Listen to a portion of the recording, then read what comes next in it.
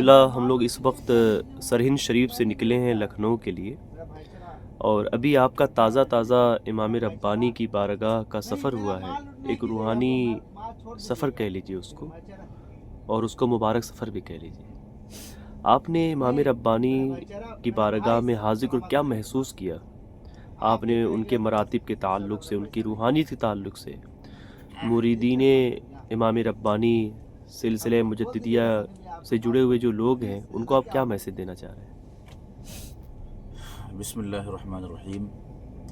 ماشاء اللہ، بہت عمدہ سوال آپ نے کیا ہے، اور اس سوال کا ایک تفصیلی جواب ہے اور ایک اجمالی، لیکن میں یہاں پہ تفصیلی جواب نہ دے کر اجمال کے ساتھ جواب دینا چاہتا ہوں۔ امام ربانی کی بارگاہ تو وہ بارگاہ ہے کہ جس بارگاہ میں صبح و شام ملائکہ رجال الغیب حاضری دیتے ہیں۔ ہندوستان کے اولیاء میں، چنیدہ اولیاء میں آپ کا ایک نمایاں مقام ہے، اور اس بارگاہ کی حاضری ہمارے لیے بڑی سعادت ہے، اور یہ تیسری بار میری حاضری ہوئی ہے۔ کنٹینیو 3 سالوں سے ہمارا یہاں آنا ہو رہا ہے، اور سلسلہ نقشبندیہ مجددیہ سے جب سے وابستگی ہوئی ہے، امام ربانی پر پڑھنا شروع کیا۔ پڑھتے پڑھتے ہم نے بہت کچھ پڑھا، اور آج تک پڑھ رہا ہوں امام ربانی کو، لیکن ان کے مقام و مرتبہ کا ابھی تک اندازہ نہیں ہو سکا، اور ہم جیسا انسان ان کے مقام و مرتبہ کا اندازہ کیا کر سکتا ہے؟ وہ پورا خطہ جو آپ کے مرقد انور سے متصل ہے، انوار و تجلیات کا مرکز ہے، بہبت انوار الہی ہے، تجلیات ربانیہ کا وہ مرکز ہے، وہ پورا خطہ جو مزار مقدس اور اطراف کا ہے، وہ اولیاء کرام کی قبروں سے معمور ہے۔ تقریباً 1000 کے آس پاس اولیاء کرام اس سرزمین پر مدفون ہیں، اور ان کے مزارات وہاں موجود ہیں۔ امام ربانی علیہ رحمت و رضوان کو اللہ تعالیٰ نے 1000 سال کا مجدد بنایا، اور آپ سے تجدید کا بہت بڑا کام لیا۔ وہاں کی کیفیت عجیب ہوتی ہے، مزار کے احاطے میں داخل ہونے کے بعد ہی جو سالک ہوتا ہے اس کی کیفیت بدلنا شروع ہو جاتی ہے، اور جب وہ اس خطے حرم میں داخل ہوتا ہے جس میں آپ کا مرقد انور ہے، تو وہاں جانے کے بعد جیسے ہی وہاں پہنچتے ہیں لگتا ہے کہ کسی کرنٹ نے ہمیں آغوش میں لے لیا، اور بدن سے جتنی بھی کثافت ہوتی ہے، روح کی، جسم کی، نفس کی، وہ ساری کثافت نکلنا شروع ہو جاتی ہے، اور انوار و تجلیات زائر کو گھیرے میں لے لیتی ہے۔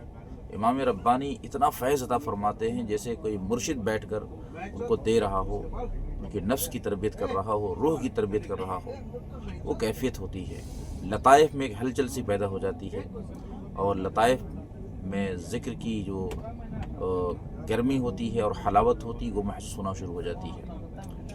سرہند شریف کو جب میں نے اسٹڈی کیا تو میں اسے اللہ کے رازوں میں سے ایک راز پاتا ہوں۔ سرہند شریف اسرار الہیہ سے ہے، اس کا نام سرہند ہے، حقیقت میں یہ سر ہند ہے، پورا پنجاب ہندوستان کا سر ہے۔ دوسری تعبیر سرہند کو سر ہند بھی کہا جاتا ہے۔ ہندوستان کا راز اس خاک میں پوشیدہ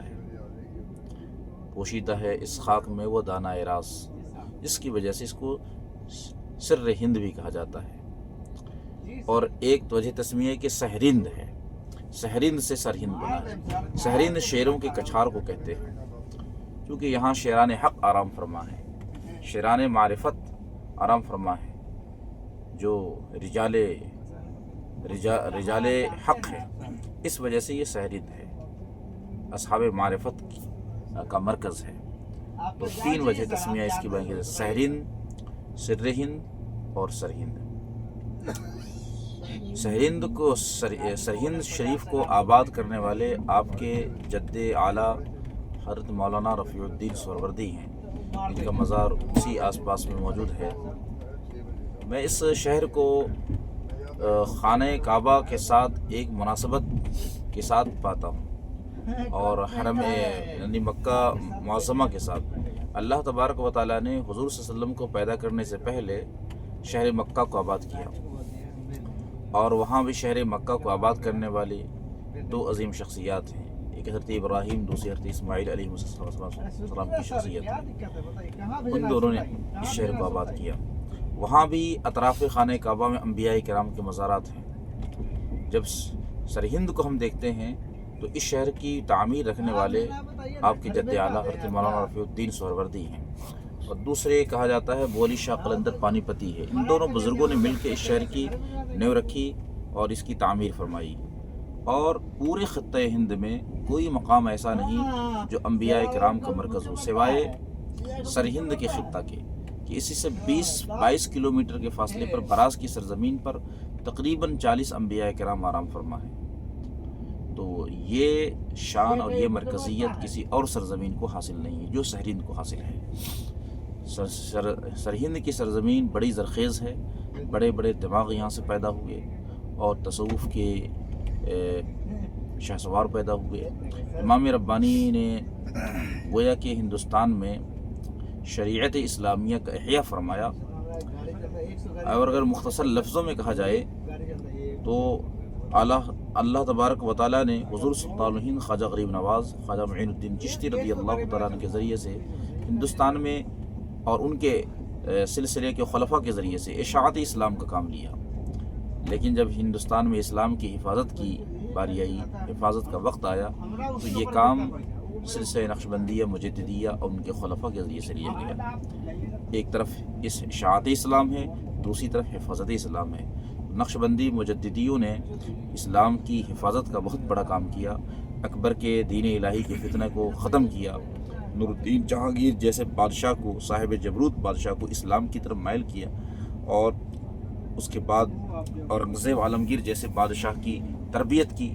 وہ سارا کام سرہند شریف کی سرزمین سے ہوا ہے۔ تو یہ بہت بڑا کنٹریبیوشن ہے ہندوستان کے روحانی نظام کو اور اسلامی نظام کو یہاں سے بیدار کرنے میں، بہتر کرنے میں۔ جزاکم اللہ خیرہ۔